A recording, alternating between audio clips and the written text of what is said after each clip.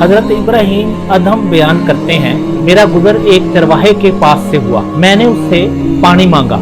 चरवाहे ने कहा, मेरे पास दूध है, तुम पानी क्यों मांगते हो? इब्राहिम अदम कहते हैं कि मुझे सिर्फ पानी ही चाहिए। ऐसे में वो चरवाहा उठा और उसने एक लकड़ी को पत्थर पर मारा।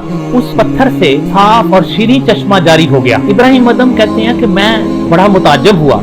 उसने कहा कि तुम क्यों हैरान होते हो? सुनो, जब कोई बंदा अपने आप को अल्लाह करीम के हुक्म के ताबे कर देता है तो याद रखो, हर चीज जो है वो उसके ताबे हो जाती है, हर चीज उसकी फरमाबरदार बन जाती है। इसलिए दुनिया के अंदर अगर कोई किसी अजीम मुकाम को हासिल करना चाहता है तो उसको चाहिए कि वो अपने रब की अतात और फरमाबरदारी करे और उसके रसूल सल्लल्लाहु अलैहि वसल्लम के तरीकों पर अमल करके ही ये मुकाम हासिल किया जा सकता है।